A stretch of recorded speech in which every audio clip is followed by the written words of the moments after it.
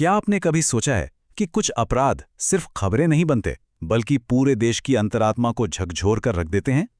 आज के इस विश्लेषण में हम भारत के इतिहास की उन दिल दहला देने वाली घटनाओं पर बात करेंगे, जिन्होंने हमारी कानूनी और सामाजिक व्यवस्था की नींव हिला दी और एक उत्प्रेरक यानी कैटलिस्ट का काम किया। हम आज 7 ऐसे ऐतिहासिक और संगीन मामलों की बिल्कुल निष्पक्ष जांच करेंगे। ये वो केसेस हैं जिन्होंने भारतीय न्याय प्रणाली की सख्त परीक्षा ली, उसकी सबसे बड़ी कमजोरियों को सबके सामने लाकर खड़ा कर दिया और आखिरकार सिस्टम को बदलने पर मजबूर किया। तो चलिए सीधे इन केसेस की तरफ बढ़ते हैं और समझते हैं कि आज हम किन त्रासदियों की बात कर रहे हैं और उनका दायरा आखिर कितना बड़ा था। अगर हम इन 7 केसेस को ध्यान से देखें तो आप पाएंगे कि ये भौगोलिक रूप से देश के अलग अलग हिस्सों में फैले हुए हैं।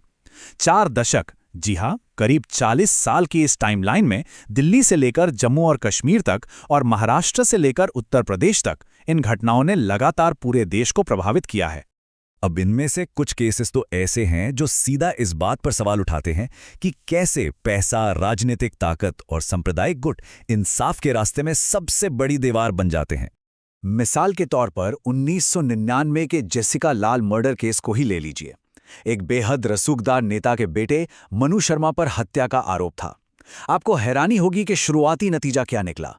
सबूतों की कमी बताकर केस ही खारिज कर दिया गया।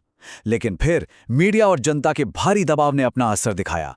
दोबारा गिरफ्तारी हुई और आरोपी को आजीवन कारावास की सजा मिली। इस पूरे केस से सबसे अहम बात जो निकल कर आई वो ये थी कि जेसिका लाल केस एक बहुत बड़ा टर्निंग पॉइंट था।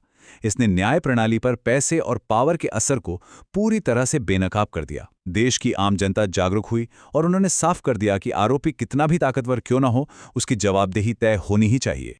कुछ ऐसी ही जवाबदेही की मांग 2018 के कठुआ केस में भी उठी।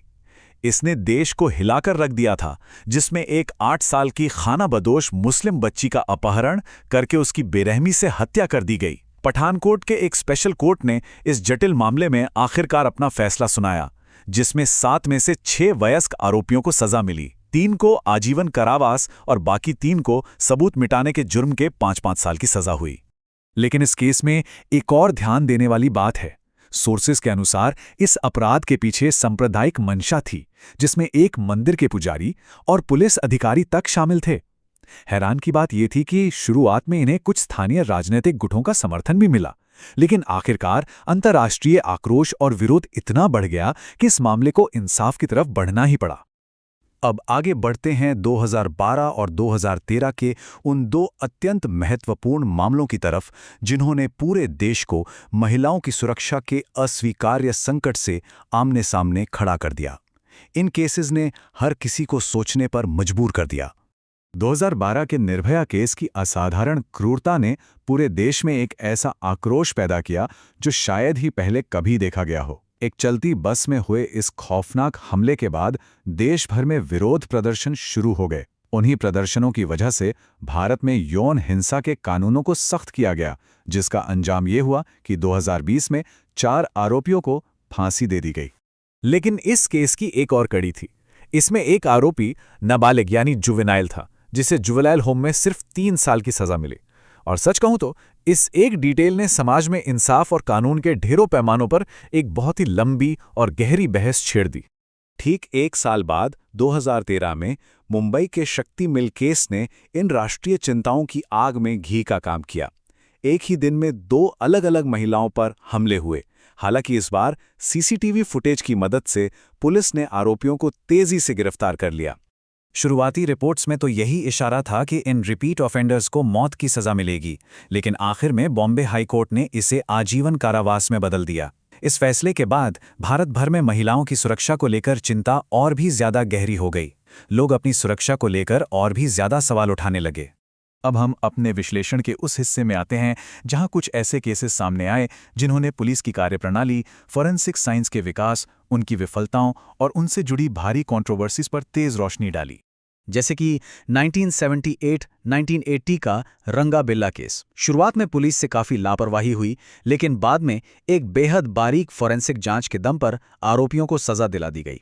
क्या आप जानते हैं कि यही वो वक्त था जब साइकोपैथिक मर्डरर्स जैसा शब्द भारत की आम चर्चा का हिस्सा पहली बार इतने बड़े पैमाने पर बना था? इसके बिल्कुल उलट नोएडा का 2008 का आरुषि तलवार और हेमराज डबल मर्डर केस हमें सिखाता है कि जब किसी इन्वेस्टिगेशन को शुरू से ही मिसहैंडल किया जाए तो अंजाम क्या होता है। शुरुआती शक उनके नौकर हेमराज पर था और फिर सीधा 14 साल की आरुषि के माता पिता पर। इस केस के दर्दनाक उतार चढ़ाव वाकई हैरान करने वाले थे। जरा सोचिए, 2013 में माता पिता को दोषी ठहराया जाना और फिर 2017 में ठोस सबूतों की कमी के चलते इलाहाबाद हाईकोर्ट द्वारा उन्हें बरी कर देना। ये केस आज तक एक पूरी तरह से अनसुलझा रहस्य बना हुआ है। फिर हम आते हैं 2020 पर, जब कानून व्यवस्था का एक बिल्कुल ही अलग और उग्र रूप सामने आया। विकास दुबे, एक ऐसा नोटोरियस गैंगस्टर जिस पर 60 से ज्यादा केसेस दर्ज थे। उसने कानपुर में पुलिस की एक टुकड़ी पर घातक हमला कर दिया जिसमें 8 पुलिस वाले मारे गए। एक लंबी तलाश के बाद जब अथॉरिटीज ने उसे पकड़ा तो दावा किया कि ट्रांजिट के दौरान दुबे ने भागने की कोशिश की और वो एक कथित पुलिस एनकाउंटर में मारा गया। अब देखिए, इस एनकाउंटर ने पुलिस कार्यप्रणाली पर कई गंभीर सवाल खड़े कर दिए। हालांकि इससे उसके आतंक के लंबे साम्राज्य का अंत जरूर हो गया। तो अब जब हम इन सभी दिल दहला देने वाली घटनाओं पर नजर डाल चुके हैं, आइए इनकी कंबाइंड लेगेसी और प्रभाव को समराइज करते हैं। आखिर हमने इससे क्या सीखा? सबसे बड़ा निष्कर्ष जो निकलता है वो ये है कि चाहे छुपा हुआ सिस्टमैटिक भेदभाव हो, पुलिस की कमजोर जांच हो या हद से ज्यादा क्रूरता हो, ये हमेशा जनता का आक्रोश और मीडिया की लगातार निगरानी ही थी जिसने सिस्टम को झकझोरकर काम करने पर मजबूर किया। पब्लिक प्रेशर ने ही देश के कानूनों को बदलने का काम किया है। अपने इस विश्लेषण को खत्म करते हुए एक बहुत ही गहरा और सोचने पर मजबूर करने वाला सवाल हमारे सामने खड़ा होता है। आज के इस आधुनिक समाज में आखिरकार जवाबदेही का तराजू किसके हाथ में है और आगे चलकर यही जनता का दबाव हमारी न्याय प्रणाली की दिशा को और कितना तय करेगा? सोचिएगा जरूर। इस विश्लेषण में मेरे साथ जुड़े रहने के लिए बहुत बहुत शुक्रिया।